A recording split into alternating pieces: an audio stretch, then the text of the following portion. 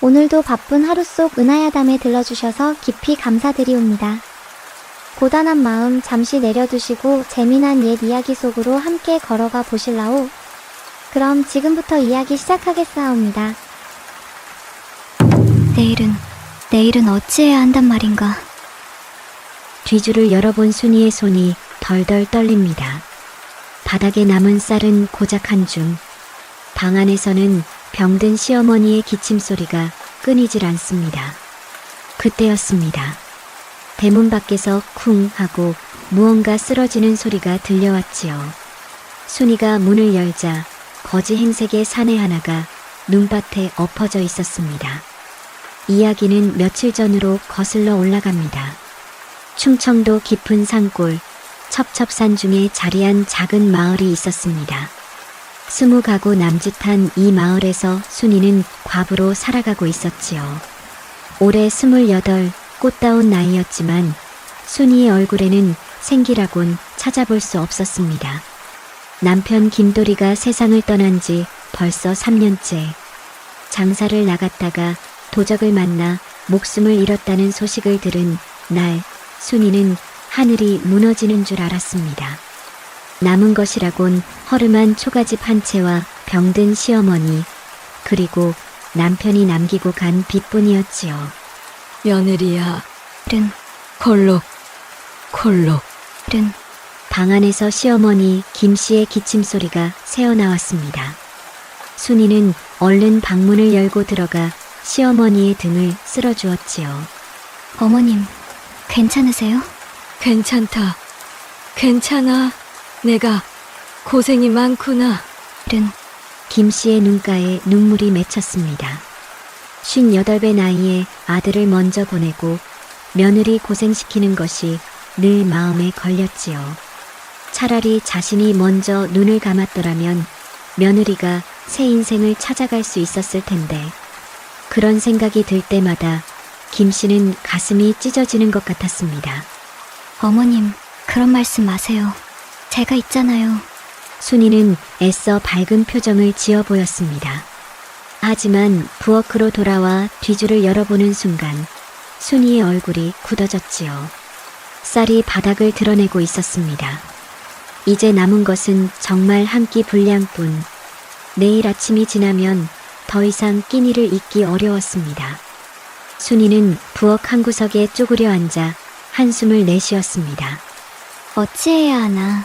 삭바느질을 해도 이 겨울에는 일거리가 없고 품을 팔려 해도 눈이 이리 쌓였으니. 밖에서는 눈보라가 거세게 몰아치고 있었습니다. 올겨울 들어 가장 매서운 추위였지요. 바람이 창호지를 때릴 때마다 순이의 마음도 함께 흔들렸습니다. 그때였습니다. 쿵! 대문 밖에서 무언가 쓰러지는 소리가 들려왔지요. 순이는 화들짝 놀라 자리에서 일어났습니다. 이 깊은 밤에 이 험한 눈보라 속에 누가 온단 말인가. 혹시 도적이 아닐까 두려운 마음도 들었지만 순이는 용기를 내어 대문을 열어보았습니다. 눈밭 위에 사내 하나가 엎어져 있었습니다. 여보세요. 여보세요. 순이가 다급히 사내를 흔들었지만 반응이 없었습니다. 얼굴은 핏기를 잃어 창백했고 입술은 파랗게 질려 있었지요. 거지인지 나그네인지 옷은 남루하기 짝이 없었고 신발은 한 짝이 벗겨져 맨발이 드러나 있었습니다. 그대로 두면 얼어 죽을 것이 분명했습니다.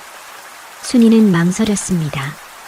당장 내일 먹을 것도 없는 형편에 남을 도울 여유가 있을 리 만무했지요.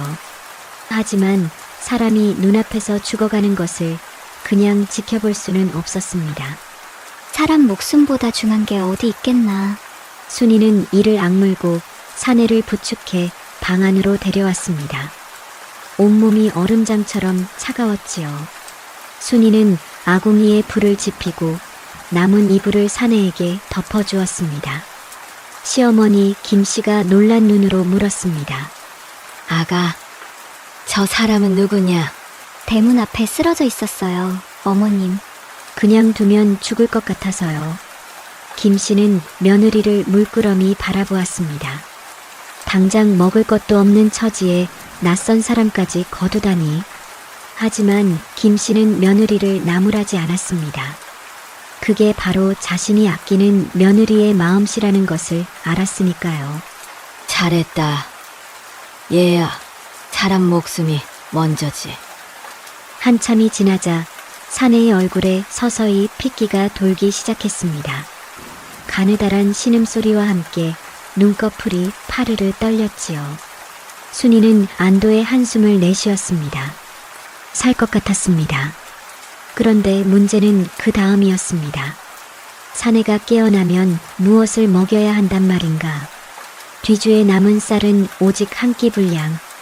그것마저 내어주면 정말 아무것도 남지 않는 것이었습니다. 순이는 뒤주 앞에 서서 한참을 고민했습니다. 시어머니를 봉양해야 하고 자신도 살아야 했습니다. 하지만 죽어가던 사람을 살려놓고 굶겨보낼 수도 없는 노릇이었지요.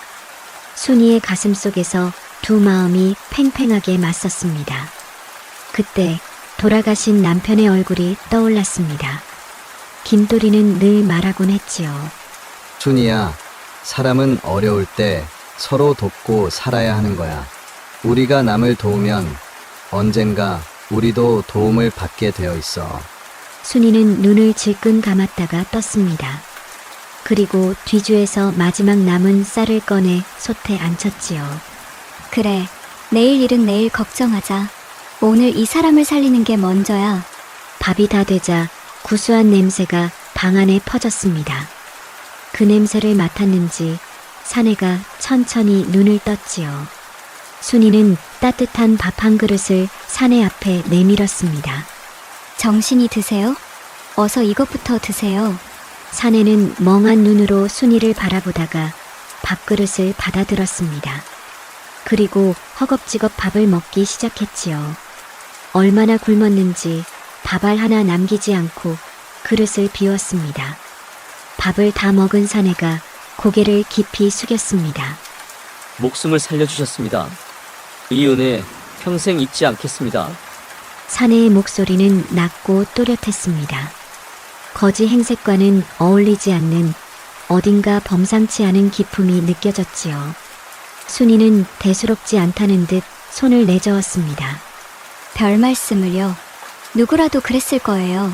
하지만 순이는 알지 못했습니다. 이 밥 한 그릇이 자신의 인생을 송두리째 바꿔놓을 거라는 것을. 이튿날 아침 사내는 한결 나아진 기색으로 자리에서 일어났습니다. 밤새 따뜻한 방에서 쉰 덕분인지 얼굴에 핏기가 돌았고 눈빛도 또렷해졌지요. 은인 성함이 어떻게 되십니까? 사내가 조심스레 물었습니다. 순이는 부엌에서 물을 길어오다 말고 대답했지요. 순이라고 해요. 그냥 순이요. 순이. 좋은 이름이구려. 사내는 빙긋 미소를 지었습니다. 거지 행색에 어울리지 않게 웃는 얼굴에서 묘한 품위가 풍겼지요. 순이는 괜히 얼굴이 붉어져 고개를 돌렸습니다. 손님은 성함이 어찌 되세요? 이수라합니다. 한양에서 왔지요. 한양에서요? 이 깊은 상골까지 무슨 일로 오셨어요? 이수는 잠시 말을 멈추었습니다. 무언가 말하려다 삼킨 듯한 표정이었지요. 그러고는 이내 태연하게 대답했습니다. 급한 볼일이 있어 지방을 다니던 중이었습니다. 그런데 눈보라를 만나 길을 잃었지요. 며칠을 굶고 헤매다가 여기까지 온 모양입니다. 순이는 고개를 끄덕였습니다. 한양에서 온 사람치고는 옷차림이 너무 남루했지만 굳이 캐묻지 않았지요. 사람마다 사정이 있는 법이니까요. 시어머니 김씨가 방문을 열고 이수를 바라보았습니다. 젊은이, 밤새 좀 나아졌는가? 예, 어르신 덕분입니다. 목숨을 건졌습니다. 이수가 김씨에게도 깍듯이 인사를 올렸습니다. 김씨는 이수를 찬찬히 살펴보았지요. 옷은 거지나 다름없었지만 말투나 몸가짐이 예사 사람 같지 않았습니다. 자네, 혹시 글을 읽을 줄 아는가? 김씨가 불현듯 물었습니다. 이수는 잠시 머뭇거리다 대답했지요. 예, 어릴 적 조금 배웠습니다. 그래? 손을 좀 보여주겠나? 이수가 손을 내밀었습니다. 김 씨는 이수의 손바닥을 유심히 들여다보았지요. 굳은 살이 거의 없는 부드러운 손이었습니다. 농사일이나 막일을 해본 적 없는 손. 김 씨의 눈빛이 미묘하게 흔들렸지만 입 밖으로 내지는 않았습니다. 이수는 그날 하루 더 순인의 집에서 쉬었습니다. 몸이 완전히 회복되지 않아 먼 길을 떠나기 어려웠지요. 순이는 마을에 나가 이웃집에서 좁쌀 한 대를 꿔왔습니다. 체면이 말이 아니었지만 병든 시어머니와 손님을 굶길 수는 없었지요. 저녁이 되자 이수가 순이를 불렀습니다. 순이 낭자, 예? 낭자께서 베푸신 은혜 반드시 갚겠습니다. 제가 비록 지금은 이런 행색이지만 언젠가 꼭 보답할 날이 올 것입니다. 이수의 목소리는 진지했습니다. 순이는 손을 내저으며 웃었지요. 무슨 그런 말씀을요. 누구라도 그랬을 거예요. 은혜 같은 건 생각 마시고 몸이나 잘 추스르세요. 하지만 이수의 눈빛은 진심이었습니다. 마치 무거운 약속이라도 하듯 이수는 순이를 똑바로 바라보며 다시 한번 말했지요. 잊지 않겠습니다. 반드시요. 다음 날 아침 이수는 떠날 채비를 했습니다. 순이가 누더기 보따리에 식은 좁쌀밥을 싸주었지요. 길에서 드세요. 많지는 않지만. 고맙습니다. 순이 낭자. 부디 평안하시길. 이수는 깊이 고개를 숙여 인사를 올린 뒤 눈 덮인 산길을 향해 걸어갔습니다. 순이는 이수의 뒷모습이 고갯마루 너머로 사라질 때까지 서서 지켜보았지요. 참 이상한 사람이었어. 거지 같으면서도 거지 같지 않고. 순이는 고개를 갸웃거리다 이내 몸을 돌렸습니다. 이제 나그네는 떠났고 다시 팍팍한 일상이 기다리고 있었지요. 내일 끼니 걱정부터 해야 했습니다. 그런데 순이는 알지 못했습니다. 그 나그네가 누구였는지, 왜 이 깊은 산골까지 왔는지, 그리고 그가 남긴 약속이 얼마나 무거운 것이었는지를. 며칠 후 순이의 삶에 더 큰 폭풍이 몰아칠 거라는 것도요. 이수가 떠난 지 닷새째 되는 날이었습니다. 순이는 마을 아낙네들 빨래를 대신 해주고 받은 보리쌀로 겨우 끼니를 잇고 있었지요. 오늘도 얼어붙은 개울가에서 빨래를 하다 손이 퉁퉁 부어 돌아왔습니다. 며느리야, 내 손 좀 보렴. 이게 뭐냐? 시어머니 김씨가 순이의 손을 붙잡고 눈물을 글썽였습니다. 트고 갈라진 손등, 얼어서 벌겋게 부어오른 손가락. 김씨는 그 손을 호호 불어주며 가슴을 쳤지요. 내가 성하기만 했어도 내가 이런 고생은 안 해도 될 텐데. 어머님, 괜찮아요. 이 정도는 아무것도 아니에요. 순이는 억지로 웃어 보였습니다. 하지만 속으로는 막막하기만 했지요. 보리쌀도 이틀치밖에 남지 않았고 시어머니 약값은 엄두도 내지 못하고 있었습니다. 그때였습니다. 대문이 벌컥 열리더니 낯익은 얼굴이 나타났지요. 마을에서 제일 큰 부자 조자수였습니다. 뒤에는 건장한 하인 2명이 따르고 있었지요. 조자수는 50줄에 접어든 사내로 마을에서는 그를 두려워하지 않는 사람이 없었습니다. 돈으로 못하는 일이 없고 관아에도 뇌물을 써서 자기 편으로 만들어 놓은 자였지요. 조자수님. 순이가 놀라 일어섰습니다. 조자수는 순이를 위아래로 훑어보며 음흉한 웃음을 지었지요. 과부가 되더니 더 예뻐졌구만. 어디 보자. 꽤 오래 참았는데. 무슨 일로 오셨어요? 순이의 목소리가 떨렸습니다. 조자수가 성큼성큼 마당 안으로 들어오며 말했지요. 모르겠나? 내 죽은 남편 빈말이다. 30냥 잊지는 않았겠지. 순이의 얼굴이 창백해졌습니다. 남편 김도리가 장사 미천으로 빌린 돈 갚겠다고 약속했지만 끝내 갚지 못하고 세상을 떴지요.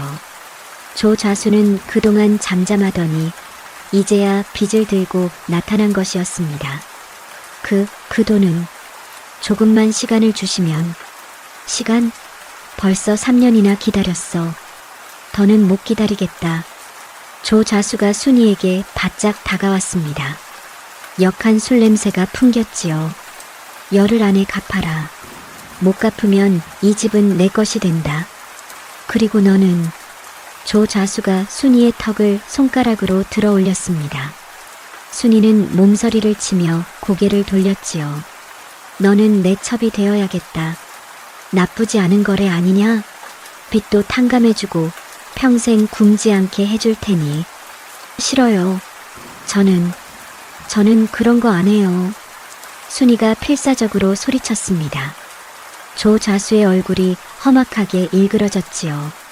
감히 거절해? 내 주제에? 이 집에서 나가세요. 당장 나가세요. 순이의 외침에 방 안에 있던 시어머니 김씨가 비틀거리며 나왔습니다. 이놈아, 감히 내 며느리한테 무슨 짓이냐? 김씨가 부들부들 떨며 조자수를 향해 손가락질을 했지요. 하지만 조자수는 코웃음만 쳤습니다. 늙은이는 가만히 있어. 자칫하면 내 목숨도 위험해질 수 있다. 뭐라고?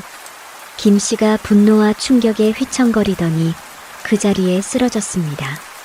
순이가 비명을 질렀지요. 어머님.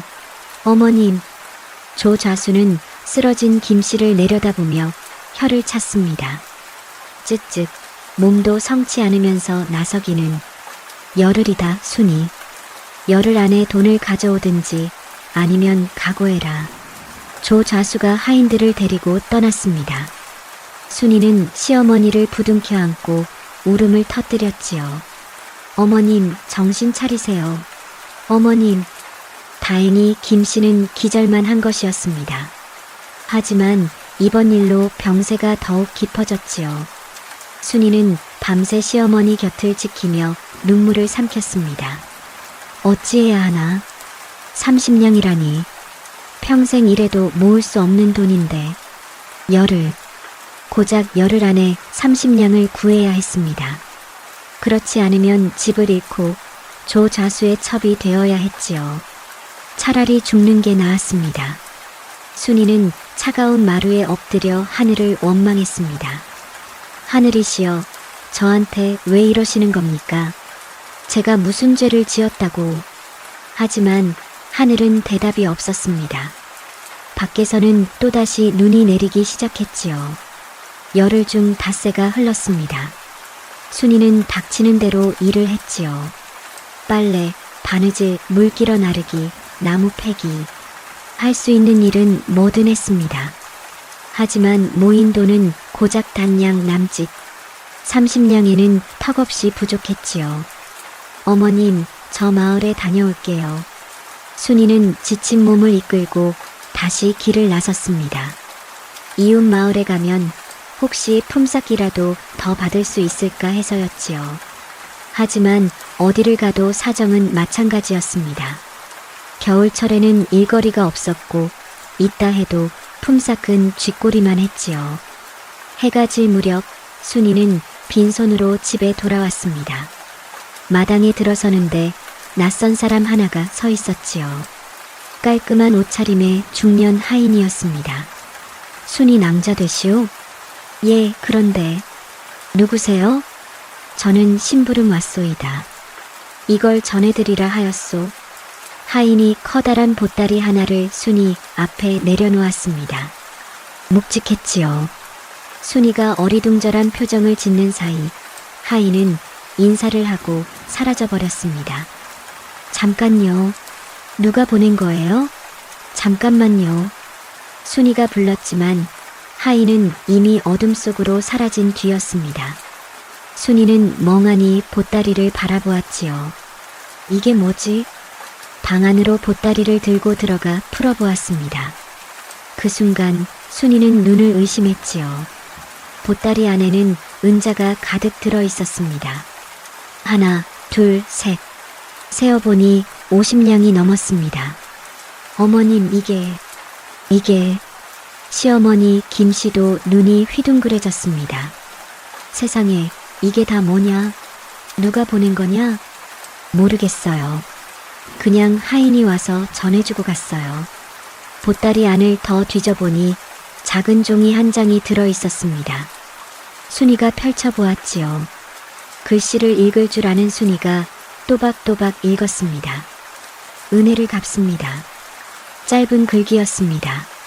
글씨는 단정하고 힘이 있었지요. 순이는 순간 가슴이 철렁했습니다. 설마 그 사람?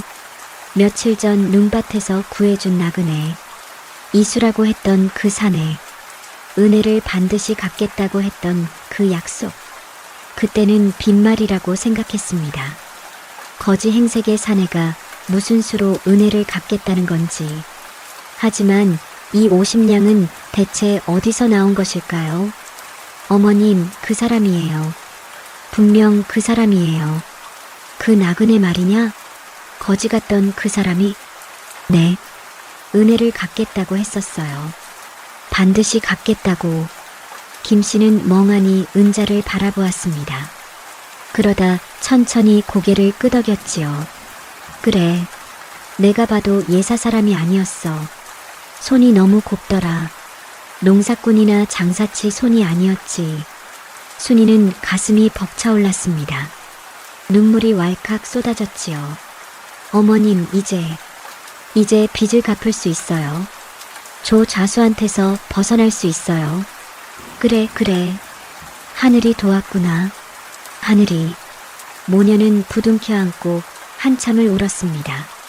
절망의 끝에서 만난 한 줄기 빛 같았지요. 다음 날 순이는 30냥을 들고 조 자수를 찾아갔습니다. 조 자수는 순이가 돈을 들고 온 것을 보고 눈이 휘둥그레졌지요. 이걸 어디서 구했어? 빚 갚으러 왔어요. 30냥 여기 있어요. 순이는 당당하게 돈을 내밀었습니다. 조 자수의 얼굴이 일그러졌지요. 순이를 첩으로 삼으려던 계획이 물거품이 되어버렸으니까요. 이거 내년이 어디서 훔쳤지? 고작 빨래나 하던 년이 어디서 이런 돈을 구해? 훔치다니요. 이건 정당하게 받은 돈이에요. 닥쳐. 분명 훔쳤을 거야. 이건 분명히 작물이다. 조 자수의 눈에 음흉한 빛이 어렸습니다. 새로운 계략이 떠오른 것이지요. 사흘 뒤 마을의 관아 포졸들이 들이닥쳤습니다. 순이네 집 앞에서 포졸 셋이 대문을 두드렸지요. 순이란 여자 여기 사느냐? 당장 나오너라. 순이가 놀라 뛰어나왔습니다. 포졸들이 순이를 둘러쌌지요. 너 순이 맞지? 도둑질 혐의로 체포한다. 예, 도둑질이라니요. 무슨 말씀이세요? 조 좌수댁 창고에서 은자를 훔쳤다는 신고가 들어왔다. 내년이 범인이라더군. 순이는 하늘이 노래지는 것 같았습니다. 그제야 깨달았지요. 조 좌수가 꾸민 함정이라는 것을. 저는 훔친 적 없어요. 이건 누명이에요. 시끄러워. 이실직고는 관아 가서 하거라. 포졸들이 순이의 팔을 비틀어 끌고 갔습니다. 시어머니 김씨가 비틀거리며 따라 나왔지요. 우리 며느리 안 그랬어. 안 그랬다고. 제발 풀어줘요. 하지만 포졸들은 아랑곳하지 않았습니다. 순이는 끌려가면서 시어머니를 돌아보았지요. 어머님, 걱정 마세요. 저 금방 돌아올게요. 진실은 반드시 밝혀질 거예요. 하지만 순이의 목소리는 떨리고 있었습니다. 조 자수가 관아에 뇌물을 쓴다는 건 마을에서 모르는 사람이 없었지요. 이 억울한 누명을 어떻게 벗을 수 있을지 순이는 막막하기만 했습니다. 관아의 옥에 갇힌 순이는 차디찬 바닥에 웅크려 앉았습니다. 쥐가 들락거리는 음습한 옥방. 창살 너머로 희미한 햇빛만 들어왔지요. 어머님은 어찌 되실까? 병환이 저리 깊으신데.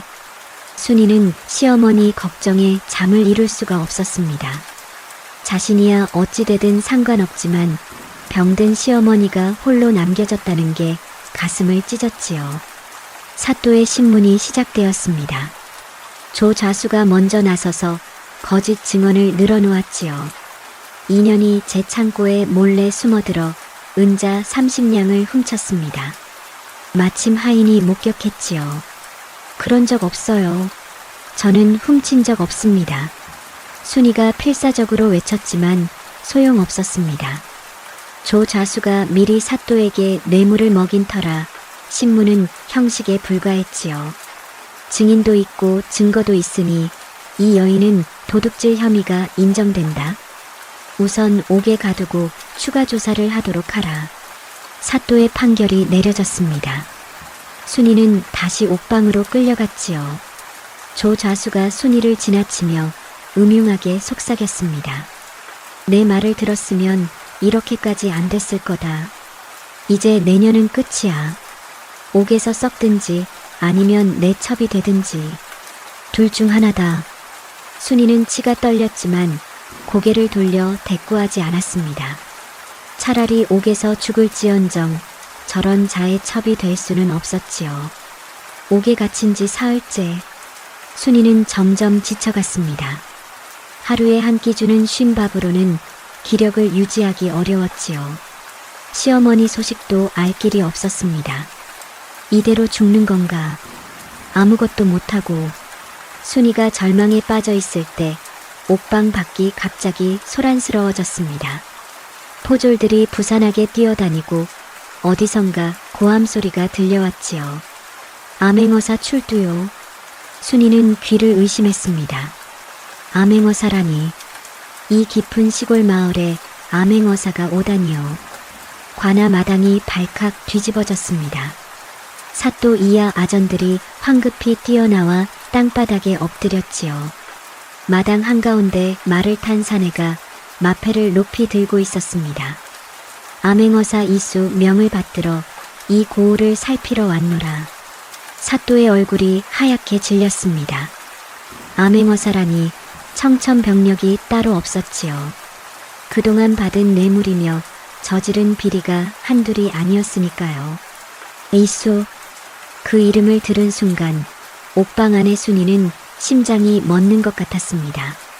이수, 설마 그 사람? 암행어사가 말에서 내렸습니다. 지난번 눈밭에서 만났을 때의 거지 행색은 온데간데 없었지요. 단정한 관복에 도포를 걸친 모습은 당당하고 위엄이 넘쳤습니다. 하지만 그 얼굴은 틀림없이 순이가 밥을 대접했던 바로 그 나그네였습니다. 이수가 사또를 내려다보며 엄한 목소리로 말했습니다. 이 고을에 억울한 옥사가 있다고 들었다. 순이라는 여인이 도둑 누명을 쓰고 갇혀 있다던데 사실인가? 사또가 땅에 이마를 찌우며 더듬거렸습니다. 그것은 조 좌수의 고발이 있어서 조 좌수를 당장 불러오라.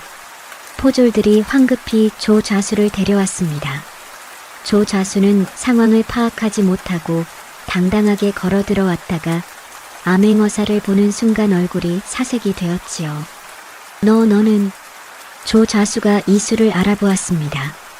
며칠 전 순인의 집에서 본 그 거지 행색의 나그네. 그자가 암행어사였다니요.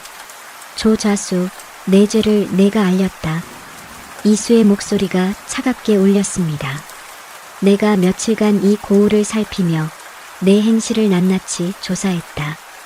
가난한 백성들에게 고리대금으로 재산을 빼앗고 과부와 호라비를 협박해 첩과 종으로 삼은 일, 관아에 뇌물을 바쳐 억울한 옥사를 만든 일, 그 죄가 한두 가지가 아니더구나. 아닙니다. 그건 오해입니다. 조 좌수가 무릎을 꿇고 빌었지만 이수는 차갑게 내려다볼 뿐이었지요. 순이를 당장 풀어주어라. 포졸들이 부랴부랴 옥문을 열었습니다. 순이가 비틀거리며 걸어 나왔지요. 햇빛이 눈부셔 제대로 눈을 뜰 수 없었습니다. 그때 익숙한 목소리가 들려왔지요. 순이 낭자. 순이가 고개를 들었습니다. 그곳에 이수가 서 있었지요. 관복을 입고 있었지만 분명 그날 밤 자신이 구해준 그 나그네였습니다. 당신이 정말 순이는 할 말을 잃었습니다. 이수가 순이에게 다가와 조용히 말했지요. 약속했잖습니까? 은혜를 반드시 갚겠다고. 순이의 눈에서 눈물이 흘러내렸습니다. 그날 밤 마지막 남은 쌀로 지어준 밥 한 그릇. 그것이 이렇게 돌아올 줄 누가 알았을까요? 이수가 다시 사또와 조자수를 향해 돌아섰습니다. 사또는 뇌물을 받고 억울한 옥사를 만든 죄로 파직하고 조자수는 그간의 죄상을 모두 조사하여 엄히 처벌할 것이다. 빼앗은 재산은 모두 백성들에게 돌려주도록 하라. 사또, 목숨만 살려주십시오. 조자수가 땅바닥에 이마를 찌우며 빌었지만 이수는 단호했습니다. 내가 백성들 목숨은 생각이나 했느냐. 가난한 과부를 협박하여 첩으로 삼으려 했으니 그 죄가 무겁다. 포졸들이 조자수를 끌고 갔습니다. 평생 남을 짓밟고 살던 자가 이제 자신이 짓밟히는 신세가 된 것이지요. 마을 사람들이 하나둘 모여들어 그 광경을 지켜보았습니다. 누군가 탄성을 질렀지요. 하늘이 무심치 않구나. 순이는 그 자리에 서서 한참을 울었습니다. 억울함도 두려움도 절망도 모두 눈물이 되어 흘러내렸지요. 그리고 그 옆에는 이수가 묵묵히 서 있었습니다. 조자수가 잡혀간 뒤 마을에는 평화가 찾아왔습니다. 그동안 조자수에게 빼앗겼던 땅과 재산이 원래 주인들에게 돌아갔고 억울하게 쫓겨났던 사람들도 다시 고향으로 돌아올 수 있었지요. 순이는 시어머니 김씨를 모시고 집으로 돌아왔습니다. 김씨는 며느리가 무사히 돌아온 것을 보고 펑펑 울었지요. 아가야. 내가 무사해서 다행이다. 정말 다행이야. 어머님, 울지 마세요. 저 괜찮아요. 이제 다 끝났어요. 모녀는 부둥켜 안고 한참을 울었습니다. 며칠간의 고초가 얼마나 힘들었는지 서로의 품에서 비로소 안도할 수 있었지요. 며칠 뒤 이수가 순인의 집을 찾아왔습니다. 이번에는 관복이 아닌 편한 도포 차림이었지요. 순이는 마당에서 빨래를 널다가 이수를 보고 깜짝 놀랐습니다. 어사또께서 어인일로. 어사또라 부르지 마십시오. 그냥 이수라 불러주시오. 이수가 부드럽게 웃었습니다. 순이는 얼굴이 붉어져 고개를 숙였지요. 차라도 한 잔 드릴까요? 고맙소. 두 사람은 마루에 나란히 앉았습니다. 시어머니 김씨가 반가운 얼굴로 보리차를 내왔지요. 어사또, 아니 이서방. 뭐라 불러야 할지 모르겠구만. 우리 며느리 살려주어서 정말 고맙네. 아닙니다, 어르신. 저야말로 목숨을 구해주신 은혜를 잊을 수 없습니다. 이수가 깊이 고개를 숙였습니다. 김씨는 흐뭇한 표정으로 두 사람을 번갈아 보았지요. 그래, 자네 아직 장가를 안 갔다고 했던가. 어머님, 순이가 당황해서 소리쳤습니다. 김씨는 모른 척 방 안으로 들어가 버렸지요. 어색한 침묵이 흘렀습니다. 이수가 먼저 입을 열었지요. 순이 낭자. 예. 그날 밤 낭자께서 베풀어 주신 밥 한 그릇. 저는 평생 잊지 못할 것입니다. 이수의 목소리는 진지했습니다. 순이가 고개를 저었지요. 아니에요. 누구라도 그랬을 거예요. 사람이 죽어가는 걸 보고 어찌 모른 척 하겠어요. 아닙니다. 낭자도 굶을 처지였잖습니까. 그런데도 마지막 남은 쌀로 밥을 지어주셨지요. 그게 얼마나 큰 일인지 저는 압니다. 이수가 순이의 손을 조심스럽게 잡았습니다. 순이는 놀라 손을 빼려 했지만 이수가 놓지 않았지요. 저를 살려주신 건 밥 한 그릇이 아닙니다. 낭자의 마음입니다. 어려운 처지에서도 남을 먼저 생각하는 그 마음. 저는 그 마음에 반했습니다. 순이의 심장이 두근거렸습니다. 이수가 순이를 똑바로 바라보며 말했지요. 순이 낭자, 저와 혼인해 주시겠습니까? 순이는 숨이 멎는 것 같았습니다. 암행어사가 한양에서 온 벼슬아치가 시골 과부에게 청혼을 하다니요. 저는 과부예요. 죽은 남편도 있고 병든 시어머니도 있어요. 어사또 같은 분께 어울리지 않아요. 어울리지 않다니요. 저는 은혜를 갚으려고 청혼하는 게 아닙니다. 진심으로 낭자를 원합니다. 이수가 순이의 눈을 깊이 들여다보았습니다. 시어머니께서는 제 어머니로 모시겠습니다. 한양에 함께 가시지요. 부디 거절하지 말아 주십시오. 순이는 한참을 말이 없었습니다. 그러다 천천히 고개를 끄덕였지요. 시어머니께서 허락하신다면요. 방 안에서 김 씨의 목소리가 들려왔습니다. 허락하고 말고 당장 허락이야. 순이와 이수는 서로를 바라보며 웃음을 터뜨렸습니다. 봄바람이 살랑살랑 불어오는 오후였지요. 이듬해 봄 순이는 시어머니 김 씨를 모시고 한양으로 올라갔습니다. 조선 왕조의 심장부 한양. 난생 처음 보는 대궐 같은 집들과 북적이는 저작거리에 순이는 눈이 휘둥그레졌지요. 어머님, 저기 좀 보세요. 사람이 저렇게 많아요. 허허, 나도 처음 보는구나. 세상이 이리 넓었어. 김 씨도 입을 다물지 못했습니다. 시골 마을에서 평생을 산 두 사람에게 한양은 그야말로 새로운 세상이었지요. 이수의 집은 한양 북촌에 있었습니다. 크지는 않았지만 아담하고 정갈한 기와집이었지요. 이수의 어머니 박 씨가 마당에서 두 사람을 맞았습니다. 어서 오세요. 기다리고 있었답니다. 박 씨는 순이와 김 씨를 따뜻하게 맞아주었습니다. 며느리가 과부 출신이라는 것도 시어머니까지 모셔온다는 것도 개의치 않았지요. 우리 아들 목숨을 살려준 분이시라면서요. 제가 오히려 감사해야지요. 순이는 눈물이 핑 돌았습니다. 세상에 이렇게 좋은 사람들이 있다니요. 혼례는 봄꽃이 만발한 3월에 치러졌습니다. 성대하지는 않았지만 진심이 담긴 따뜻한 혼례였지요. 이수가 순이의 손을 잡으며 말했습니다. 이제 우리 함께 살아갑시다. 평생 낭자를 아끼고 지키겠소. 저도요. 서방님 곁에서 행복하게 살겠습니다.